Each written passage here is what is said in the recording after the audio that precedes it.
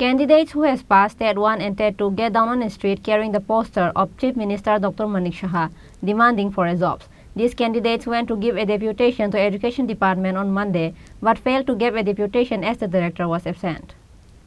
Candidates who has passed TET-1 and TET-2 get down on the street with the posters of Chief Minister on each hands protesting in demands for jobs.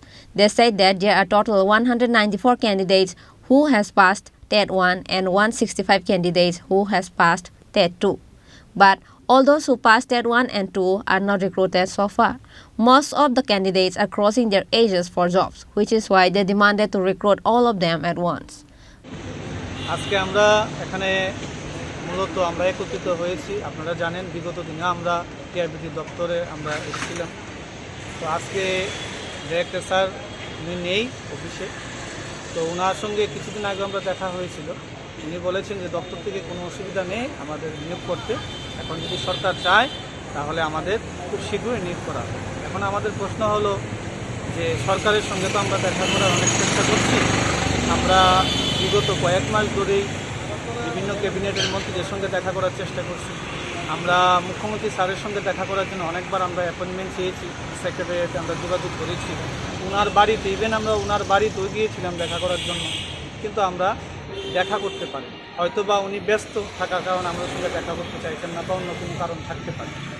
তো আমরা মুখ্যমন্ত্রী স্যারের উদ্দেশ্যে বিশেষ করে বলবো, কারণ যেহেতু শিক্ষা দপ্তরটা ওনার হাতে রয়েছে, তাই স্যারের উদ্দেশ্যে আমরা বলবো যে উনি যেন অতি সত্বর আমাদের যারা আমরা কোয়ালিফাই করেছি 361 জন, আমাদেরকে যাতে অতি সত্বর নিয়োগ করার জন্য উনি যেন দপ্তরের সঙ্গে কথা বলে নেবে পারে, তাহলে মানে আমাদের যে সমস্যাটা এই সমস্যাটার সমাধান হবে।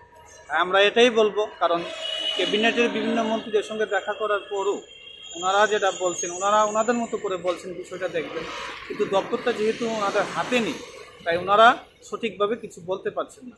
তো তাই আমরা বলতে চাই মাননীয় মুখ্যমন্ত্রী স্যারের উদ্দেশ্যে, স্যার প্লিজ আমাদের বিষয়টা আপনি একটু গুরুত্ব সহকারে দেখুন।